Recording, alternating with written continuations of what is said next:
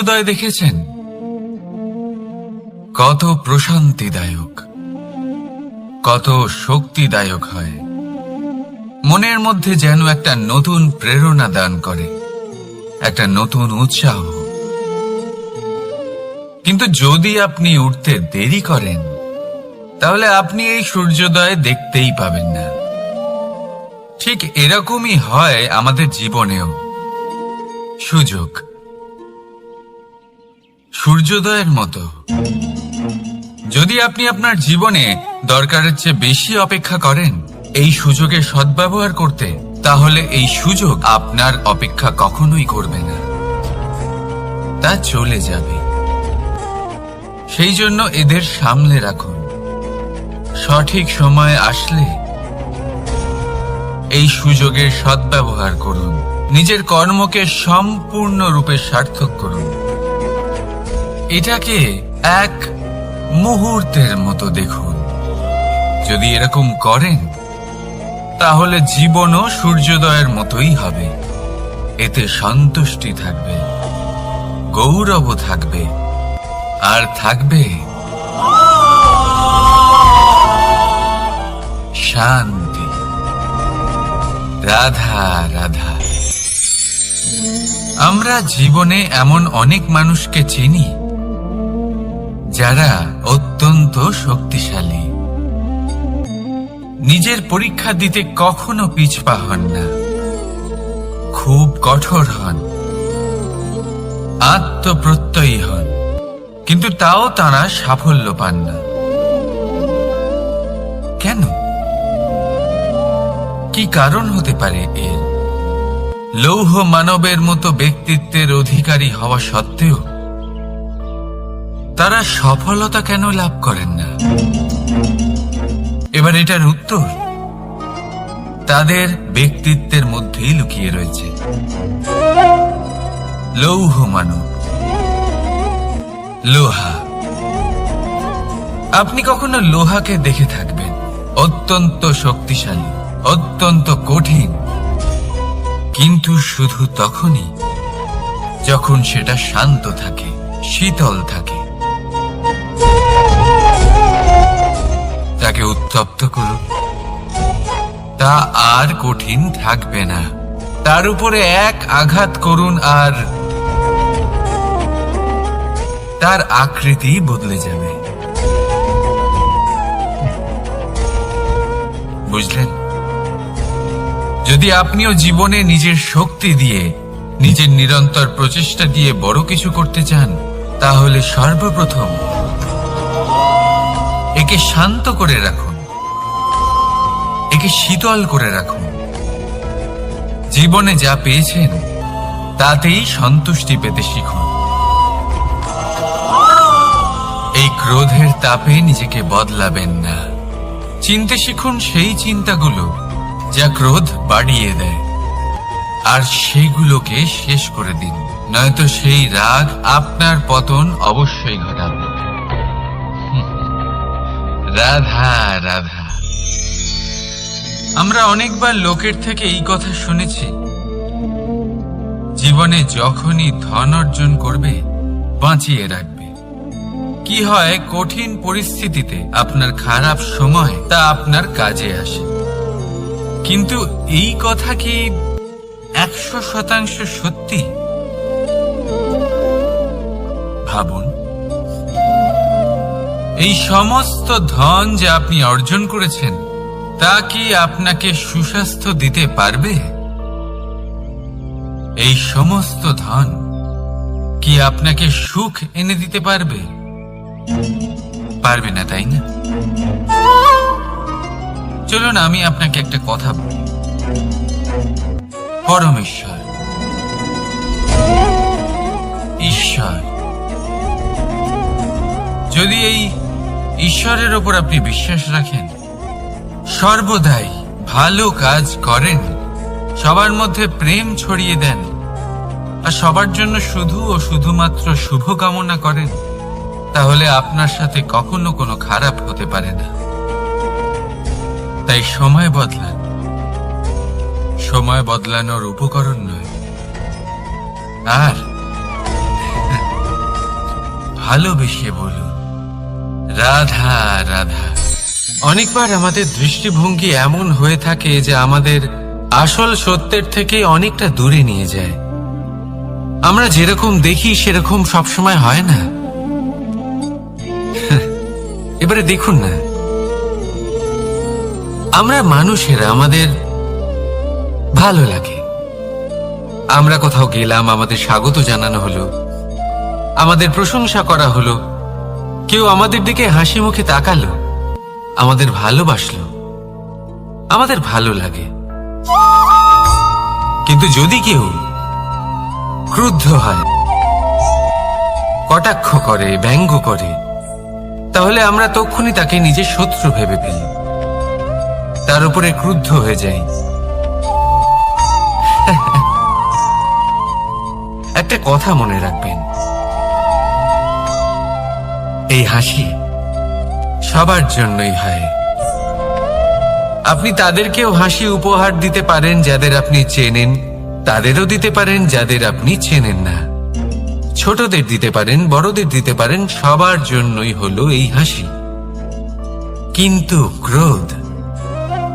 ক্রোধ তাদের উপরেই আসে যাদের আমরা জীবনে কখনো হারাতে চাই না, যাদেরকে আমরা অসম্ভব ভালোবাসি, যাদের জন্য আমরা আশা করি যে তাদের জীবনের পরবর্তী সময় সব সময় সুখময় হোক, উজ্জ্বল হোক।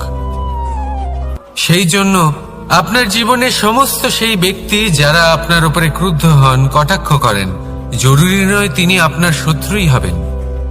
হতে পারে সে হলো আপনার শুভাকাঙ্ক্ষী, যিনি আপনার শুধুমাত্র ভালোই চান, যিনি আপনার জন্য একটা সুন্দর ভবিষ্যৎ চান। সেই জন্য সব সময় মন দিয়ে অন্যের কথা বোঝার প্রয়াস করুন।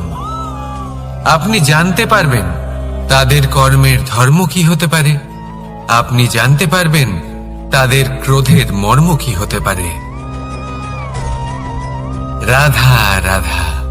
জীবনের এই পথে এগোতে এগোতে আমরা কোথাও থেমে যাই, আমরা জানি না কেন। আমরা চেষ্টা করি যেন আমরা সামনে এগোতে পারি, কিন্তু এরকম হয় না। কি কারণ হতে পারে এর? আসুন আমি আপনাকে বোঝাই। মনে করুন আপনি কোনো রাস্তায় হাঁটছেন, আপনার পা মুচকে গেল, আপনি পায়ে আঘাত পেলেন। এখন এই আঘাত যদি আপনাকে পথ চলতে বাধা দেয়, তখন আপনি থেমে যান। যদি আপনার ভাবনা চিন্তা ক্ষুদ্র হয়, তাহলে আপনি জীবনে কখনোই এগোতে পারবেন না। ভেঙে যাওয়া কলম দিয়ে আপনি কখনো চিঠি লিখতে পারবেন না। ঠিক সেইভাবেই যদি আপনার মনে অন্যের জন্য হিংসা থাকে, তাহলে আপনি আপনার নিজের ভাগ্য লিখতেই পারবেন না। কাজের প্রতি আলস্য আপনাকে কখনো ধনী হতে দেবেই না, আর ধনের প্রতি লোভ তা আপনাকে কখনো মহান হতে দেবে না। ছোট একটা কথা, কিন্তু এ হলো অত্যন্ত গুরুত্বপূর্ণ। ভাবনা চিন্তা অবশ্যই করুন, আর বোঝার চেষ্টা করুন সেটা যা আপনি বুঝতে চান। হতে পারে আপনি এমন কোনো পথ খুঁজে পেলেন যার ফলে আপনি কোনো খারাপ পথে যেতে যেতে থেমে গেলেন, বা আপনি এমন কোনো অর্থ খুঁজে পেলেন যা আপনাকে মহান হবার পথে অগ্রসর করে দিল। রাধা রাধা। অহংকার এ হলো ছোট একটা শব্দ, কিন্তু এর প্রভাব অত্যন্ত বৃহৎ হয়ে থাকে। আর সব থেকে বড় সমস্যা হলো মানুষ আজ অবধি বুঝতেই পারেনি যে এই অহংকারের বাস্তব রূপ কিরকম। কেউ একে গর্বের নাম দেন, কেউ একে আত্মসম্মানের নাম দিয়ে থাকেন, এবং কোথাও একটা এমন সময় চলে আসে যখন সময় এই অহংকারকে ভেঙে খান খান করে দেয়। আর তখন না গর্ব আপনাকে বাঁচাতে পারে, না আপনার আত্মসম্মান। এখন যদি আপনাকে উদাহরণ দিই, তাহলে যেখানে আপনি বসে আছেন সেই ঘরেই ওপরে তাকান, সেই ছাদের দিকে। যদি এই ছাদ অহংকার করতে থাকে যে দেখো আমি তো সব থেকে উঁচু জায়গায় আছি, আমার চেয়ে ওপরে আর কেউ নেই, আমি এই ঘরে থাকা সমস্ত ব্যক্তিকে ছায়া প্রদান করি, যদি এই অহংকার এসে যায় তাহলে কি? একবার ভেবে দেখুন, যদি পরের দিন তার উপর আরো একটা তলা বানিয়ে দেওয়া হয় তাহলে কি? এই ছাদ, যার নিজের উঁচু হবার অহংকার ছিল, যে সব থেকে ওপরে ছিল, সে এবার পায়ের তলায় চলে এসছে। এটাই হয়ে থাকে। মনে কখনোই অহংকার পোষণ করবেন না। যদি মনের মধ্যে কিছু রাখতে চান তাহলে প্রেমের ভাব রাখুন, স্নেহ রাখুন। এই অহংকারকে আপনি যা ইচ্ছে নাম দিন, গর্ব হোক, আত্মসম্মান হোক, এর দ্বারা আপনার কোনোভাবেই কোনো লাভ হবে না। তাহলে এই অহংকারকে ত্যাগ করুন আর আমার সাথে ভালোবেসে বলুন, রাধা রাধা। একটা সিদ্ধান্ত। এই জীবনে একটা সিদ্ধান্তের গুরুত্ব কি হতে পারে তা কখনো ভেবে দেখেছেন? একটা সিদ্ধান্ত সেই ভিত্তি হতে পারে যা আপনার পুরো জীবনকে বদলে দিতে পারে, এই সমস্ত সংসারকে বদলে দিতে পারে, ভবিষ্যৎ বদলে দিতে পারে। এই সিদ্ধান্ত যে কোন রাস্তা চয়ন করতে হবে, সেই সিদ্ধান্ত যে কখন সামনে এগোতে হবে আর কখন থেমে যেতে হবে, সেই সিদ্ধান্ত যে কখন যুদ্ধ করতে হবে আর কখন নিজেকে পিছু পা হতে হবে। এই সিদ্ধান্ত হলো খুব গুরুত্বপূর্ণ। আর আপনি তো এই সংসারে একা নন, তাই আপনার একটা সিদ্ধান্ত শুধু আপনার জন্যই নয়, সমস্ত সংসারের জন্য গুরুত্বপূর্ণ হতে পারে। এবার এই সিদ্ধান্ত আপনারই হবে। ভাবনা চিন্তা করে নেবেন, সাফল্য পাবেন। রাধা রাধা। ভবিষ্যৎ। সংসারে এমন কোন ব্যক্তি আছেন যিনি নিজের ভবিষ্যতের বিষয়ে ভাবেন না? যে কেউ ভাবেন আমার ভবিষ্যৎ কিছু এরকম হবে, আমি ভবিষ্যতে এরকম কিছু একটা করব, এই সুবিধা থাকবে, এই আনন্দ পাবো, ইত্যাদি ইত্যাদি। কিন্তু সত্যি বলি, ভবিষ্যতের থেকে বড় ভণ্ড আর কেউ নেই। ভবিষ্যৎ আপনাকে ছেড়ে চলে যাবে, আপনি জানতেও পারবেন না। ভবিষ্যৎ আপনার থেকে আপনার বর্তমান কেড়ে নেবে। অনেক সময় আমরা ভবিষ্যতের বিষয় ভাবতে থাকি, দুশ্চিন্তা করতে থাকি, ভবিষ্যৎ দিয়ে নিজেকে এতটাই ঘিরে ফেলি যে বর্তমান কি তা ভুলেই যাই, তার বোধই আমাদের থাকে না। ভাবুন, ভবিষ্যৎ কি? ভবিষ্যৎ হলো সেটাই যা এখনো পর্যন্ত ঘটেনি। বর্তমান হলো সেটা যা এখন ঘটছে। তাহলে যা এখনো ঘটেইনি তার বিষয়ে দুশ্চিন্তা করে নিজেকে ব্যতিব্যস্ত কেন করছেন? এই বর্তমান, এটাই হলো গুরুত্বপূর্ণ। এর উপরে সমস্ত ভাবনা কেন্দ্রীভূত করুন। মনে লক্ষ্য অবশ্যই রাখুন, কিন্তু পুরো মনোযোগ শুধু বর্তমানে থাকবে। এই বর্তমানকে যদি সামলে নিতে পারেন তাহলে আপনার ভবিষ্যৎ এমনি উজ্জ্বল হয়ে উঠবে। তাহলে আসুন আমার সাথে ভালোবেসে বলুন, রাধা রাধা। সময়। কথায় আছে, আমাদের জীবনের প্রত্যেক মুহূর্ত স্বর্ণর মতো হয়। এবার হয় আমরা একে নিজেদের কাছে রাখতে পারি বা একে আমরা চলে যেতে দিতে পারি, কারণ এই ছোট ছোট মুহূর্তই আছে যা আমাদের জীবনকে গড়ে তোলে। এখন এই জীবন কেমন হবে তা আমাদের উপর নির্ভর করে। যদি আপনি একটা মুহূর্তের যত্ন না নেন, যদি আপনি এক মুহূর্ত ভালো না বাসেন, যদি আপনি এক মুহূর্ত স্নেহের আনন্দ না উপভোগ করতে পারেন, তাহলে দেখতে দেখতেই আপনার সমস্ত সময় নষ্ট হয়ে যাবে, আপনি জানতেও পারবেন না। অর্থাৎ এই সময় স্বর্ণ হতে পারে না।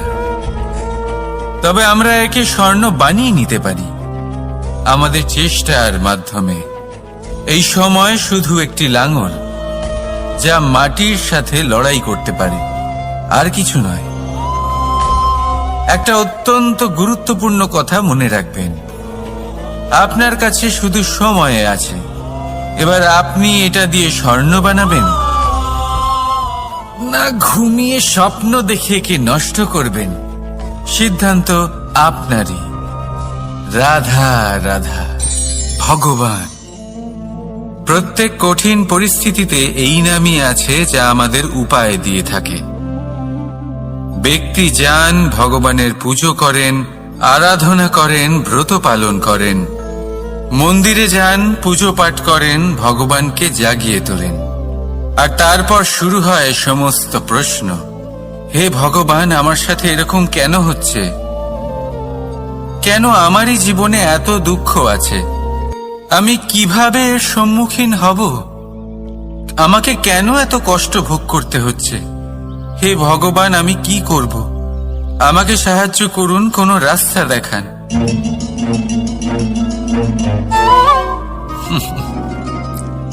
চলুন আমি আপনাকে একটা প্রশ্ন করি।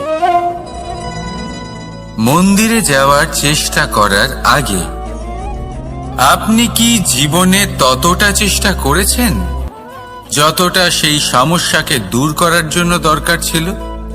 দ্বিতীয় প্রশ্ন, ভগবানকে জাগানোর পূর্বে আপনি কি নিজেকে জাগিয়ে তুলেছেন? আপনি কি আলস্য ত্যাগ করেছেন? তৃতীয় প্রশ্ন, ভগবানকে জিজ্ঞাসা করার আগে আপনি কি নিজেকে জিজ্ঞাসা করেছেন যে আমি কেন এত অসফল হচ্ছি? যদি না করে থাকেন তাহলে সবার আগে এটা করুন। আপনি সমস্ত প্রশ্নের উত্তর পাবেন, সমস্ত বিপদের পরিত্রাণ পাবেন। অন্য কোথাও নয়, নিজের ভেতরে তাকিয়ে দেখুন। চেষ্টা করুন নিজেকে জাগিয়ে তোলার। আপনি সফল অবশ্যই হবেন, কারণ এই পরমাত্মা, ওই পরমেশ্বর, ওই পরব্রহ্ম আপনার মধ্যেই তো আছে। রাধা রাধা। না, জন্মগ্রহণের পর মানুষের জন্য এই নাম অত্যন্ত গুরুত্বপূর্ণ হয়। মাতা, পিতা, পুরোহিত সকলেই সেই অক্ষর খুঁজতে শুরু করেন যা দিয়ে আপনার নাম শুরু হবে। কিন্তু নাম আর রাশি এক হয়ে গেলেই কি সব কিছু ঠিক হয়ে যায়? কখনোই নয়, কারণ আপনার কর্মই হলো সব থেকে গুরুত্বপূর্ণ, আর কিছুই নয়।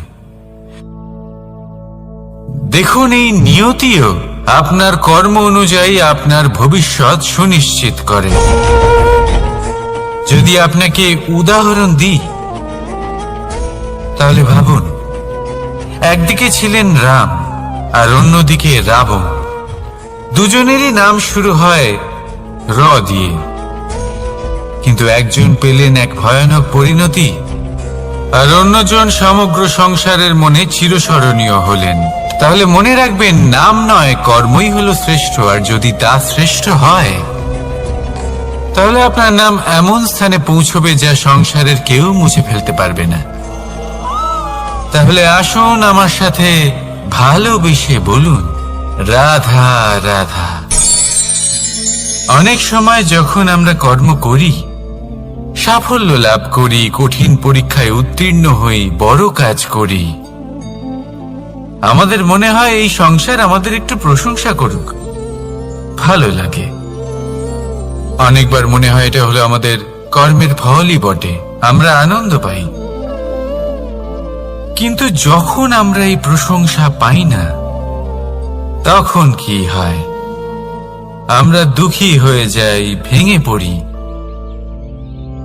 মনে হয় যেন আমার জন্য কেউ চিন্তাই করে না। এমন মনে হয় যেন আমাদের আনন্দে অন্য কেউ আনন্দই পায় না। অনেক রকম ভাবনা আসে। কিন্তু আমি আপনাকে একটা প্রশ্ন করতে চাই, আপনি যে কাজই করেন না কেন, যে কর্মই করেন না কেন, তা কি শুধুমাত্র প্রশংসার জন্য করেন? যদি এরকম হয়ে থাকে তাহলে সেই ভাবনা এক্ষুনি ত্যাগ করুন, কারণ এই প্রকৃতি আমাদের অন্য শিক্ষা দেয়।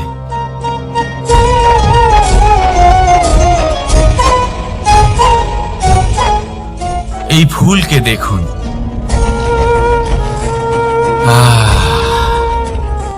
এই যে ফুলের সুবাস, যা আমার মনকে উচ্ছ্বসিত করে তোলে, মনে শক্তির সঞ্চার করে, এই সুগন্ধ। কিন্তু ভেবে দেখুন, ফুলের কিন্তু এই কাজ করার জন্য কোনো প্রশংসারই প্রয়োজন হয় না। এটাই হলো প্রকৃতির শিক্ষা। যিনি সৎ হন, সৎকর্ম করেন, তার কোনো প্রশংসার প্রয়োজন হয় না, কারণ ওনার কর্মই হলো ওনার সুবাস। মনে রাখবেন, আতর নকল ফুলে দেওয়া হয়, প্রকৃত ফুলের তার কোনো প্রয়োজন হয় না। সেইভাবেই আপনিও কর্ম করতে থাকুন শুভ চিন্তা নিয়ে। এই মনকে সব সময় শান্ত রাখুন, স্বচ্ছ রাখুন। যদি এরকম করেন তাহলে আপনার কর্ম এমন সুবাস ছড়াবে যে আপনার জীবনে শুধু এবং শুধুমাত্র আনন্দই থাকবে। তাহলে এই আনন্দ সহকারে বলুন, রাধা রাধা।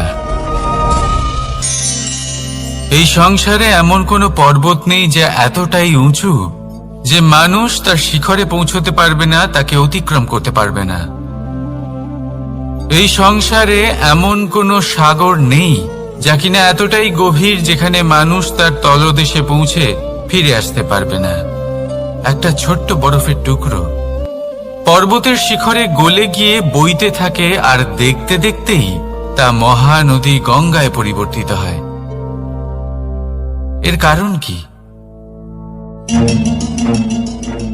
এর কারণ হলো প্রচেষ্টা, প্রারব্ধ নয়।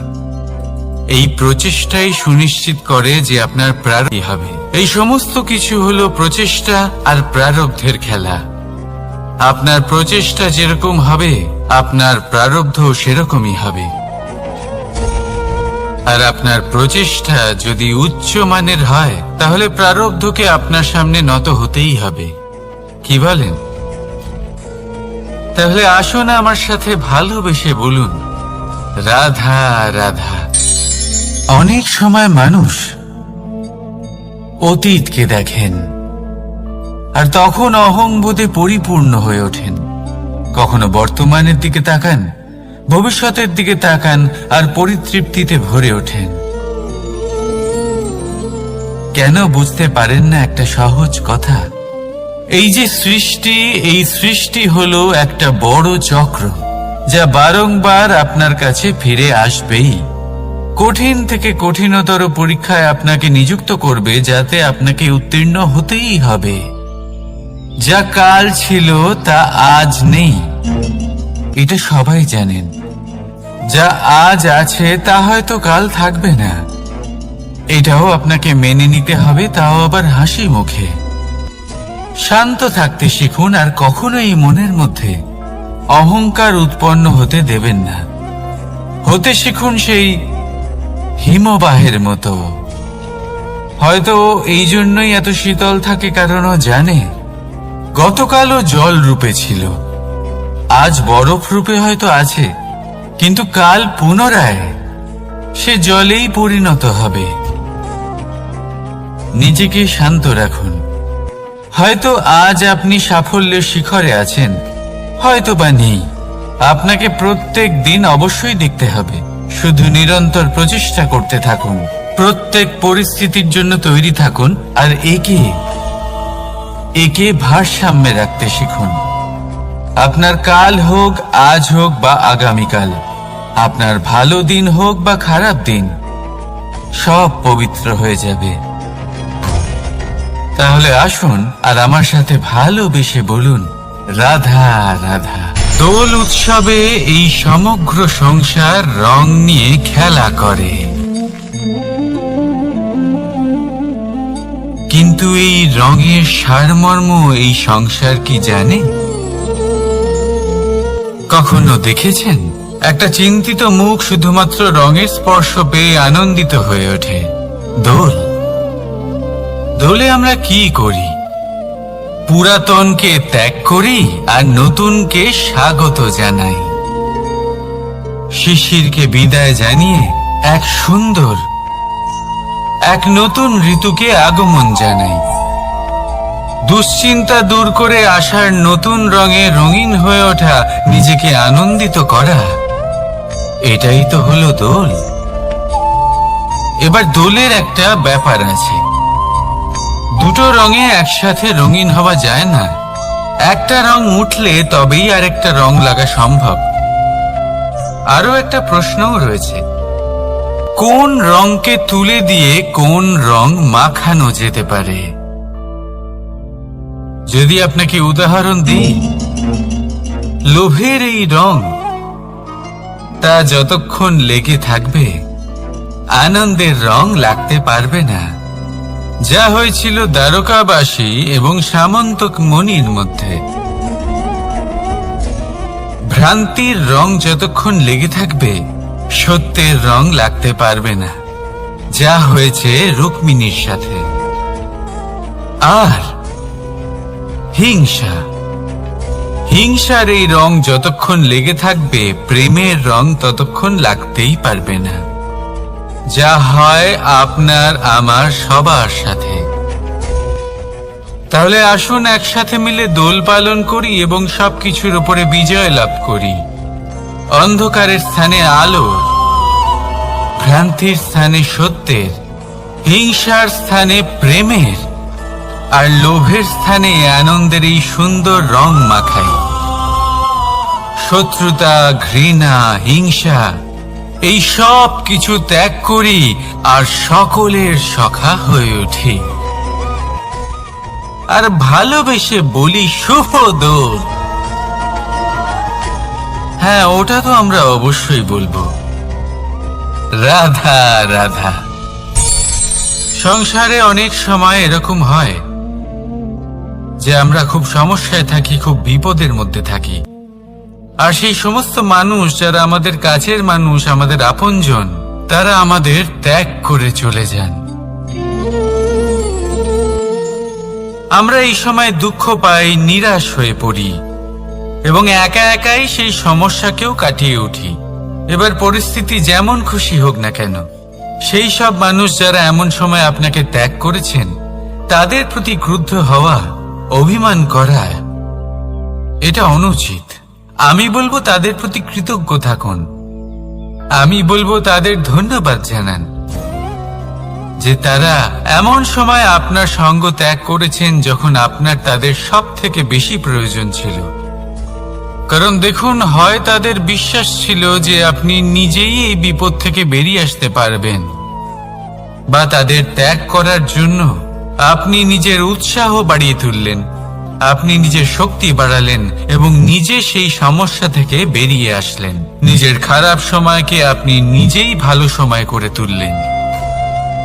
শেষ পর্যন্ত আপনি আরো শক্তিশালী হয়ে উঠলেন, আরো শ্রেষ্ঠ হয়ে উঠলেন। আর এটাই তো আপনার বিজয়, যার কারণ হলো তাদের আপনাকে ত্যাগ করা। তাহলে তাদের ধন্যবাদ জানান আর আমার সাথে ভালোবেসে বলুন, রাধা রাধা।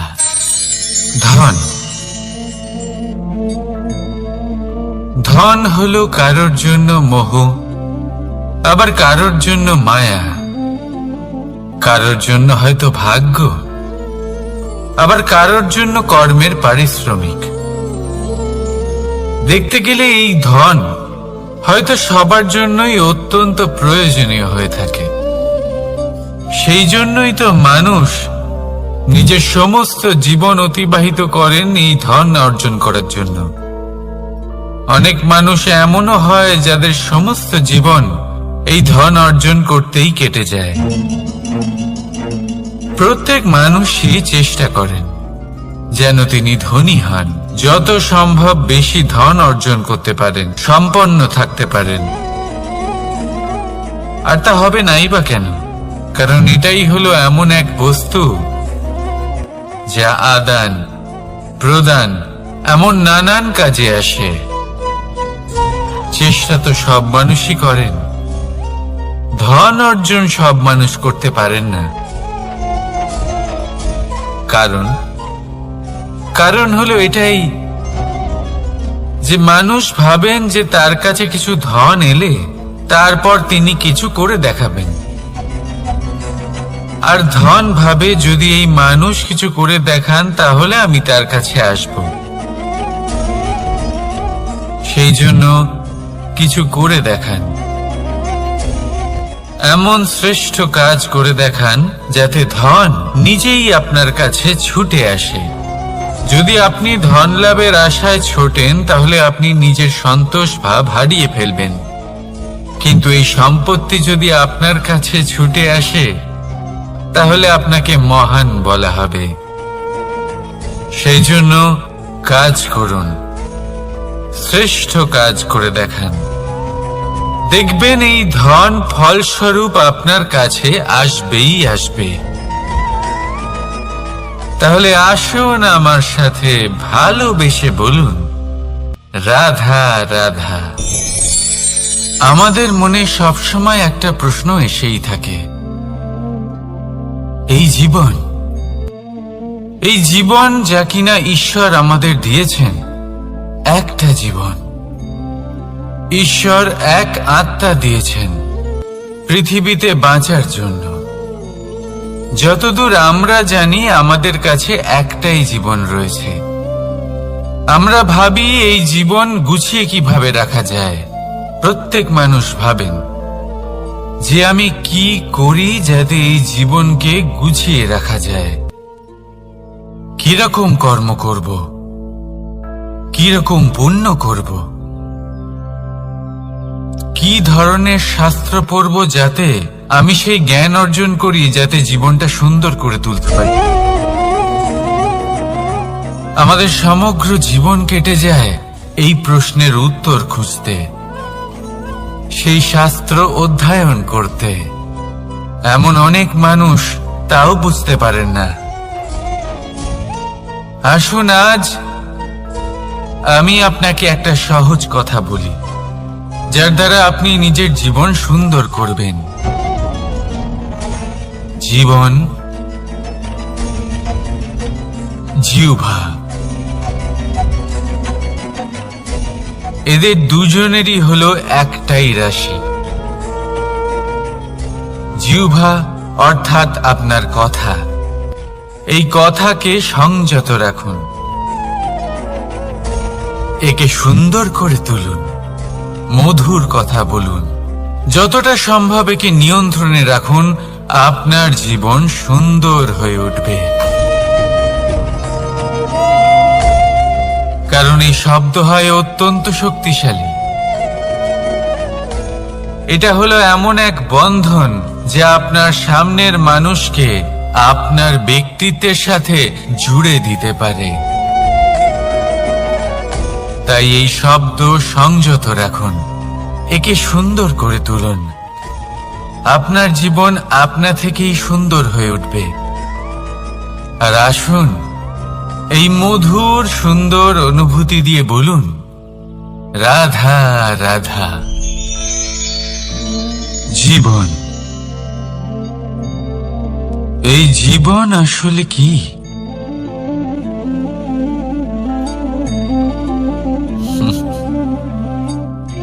এই প্রশ্ন সবার মনেই এসে থাকে। সবার মন এই প্রশ্নের জন্যই চিন্তিত থাকে। এই জীবন আসলে কি? এর উদ্দেশ্য আসলে কি? কি করা যেতে পারে এই জীবনে? এই জীবন কি কিছু পাওয়ার, নাকি এই জীবন কিছু হারাবার?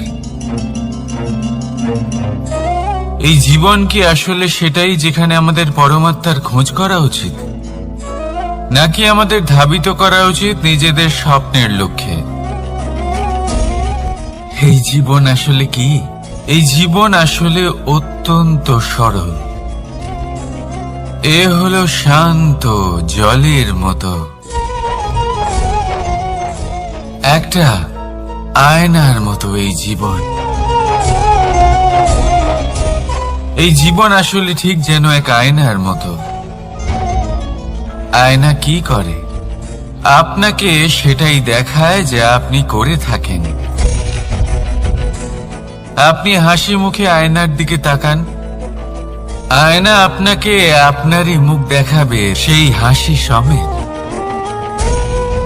আপনি রেগে গিয়ে আয়নার দিকে তাকান, আয়না আপনাকে সেটাই দেখাবে।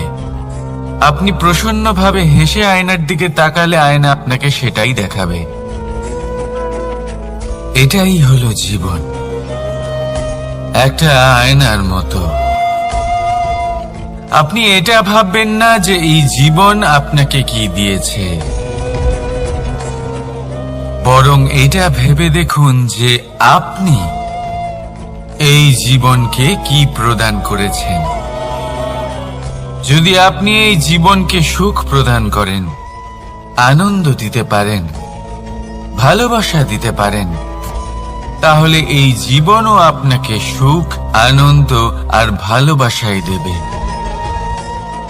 তাহলে আসুন এই সুখ, আনন্দ আর ভালোবাসা দিয়ে বলুন, রাধা রাধা। ধরিত্রীর বুকে গজিয়ে ওঠা এই দুব্য ঘাস দেখেছেন? দুব্য ঘাস, যা আমাদের পাকে শীতল রাখে। এতে যদি বসেন তাহলে মনে হবে নরম কোথাও বসে আছেন। এত ছোট হলেও কিন্তু এর মধ্যে গুণ আছে অনেকগুলি, আর যতটা ছোট এটা ততটাই বড় শিক্ষকও। কিভাবে? ভাবুন, পাতা ঝরার মরশুমের পরে সমস্ত পাতা একত্রিত হয়ে থাকে। একটা ছোট ফুলকি সবাইকে জ্বালিয়ে দিতে পারে, সমস্ত পাতা পুড়ে ছাই হয়ে যায়, কিন্তু এই ঘাসের কিছুই হয় না। সে যেমন ছিল তেমনই থাকে। কারণ কি হতে পারে? প্রথম কারণ, এরা ছোট হয়। দ্বিতীয় কারণ, এরা বিনম্র হয়, বড়ই সহজে দমে যায় এরা। তৃতীয় কারণ, এদের মধ্যে নমনীয়তা থাকে। আপনিও নিজেকে এরকমই বানিয়ে ফেলুন। কখনো নিজেই নিজেকে কারোর থেকে বড় মনে করবেন না। নিজের এই মনকে বিনম্র রাখুন। এবং সব থেকে বড় কথা, নিজের এই মনে সহানুভূতি, প্রেম আর বিশ্বাসের নমনীয়তা বজায় রাখবেন। যদি এরকম করতে পারেন তাহলে জীবন সবসময় সুখে কাটবে। রাধা রাধা।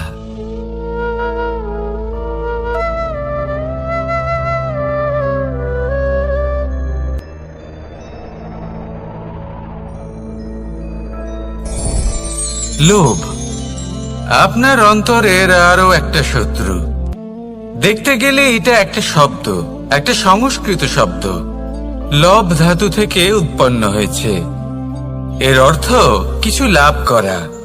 কিছু লাভ করা অনুচিত নয়, আরো কিছু লাভ করাও অনুচিত নয়, কিন্তু সব থেকে বেশি আমি লাভ করব, আমি আরো চাই, আরো বেশি চাই, আরো বেশি পেতে চাই, এটাই হলো লোভ। আর এই লোভ যখন গ্রাস করে তখন আপনি যা পেতে চান, সে ধনই হোক বা মানই হোক, তা অর্জন করার জন্য মানুষ যে কোনো স্তরে পৌঁছে যেতে পারে। যদি মানুষ ধন অর্জন করতে চান তাহলে তার জন্য তারা অধর্মের পথেও চলতে পারেন। যদি সম্মান অর্জন করতে চান তাহলে অন্য মানুষকে ছোটও করতে পারেন। শেষ পর্যন্ত আপনার এটা মনে হতে পারে যে যদি একটু অল্পই প্রাপ্ত করতাম কিন্তু ভালোবেসে প্রাপ্ত করতাম, এই জীবন আরো অনেক বেশি সুখী হতো। লোভ আপনার জীবনে, আপনার মনে কখন যে প্রবেশ করবে সেটা আপনি জানতেও পারবেন না। তাই এটা চিনতে শিখুন আর তৎক্ষণাৎ জীবন থেকে বাইরে ফেলে দিন। যা কিছু লাভ করতে চান তা ভালোবেসে লাভ করুন, আর সেই ভালোবাসার সাথেই বলুন রাধা রাধা।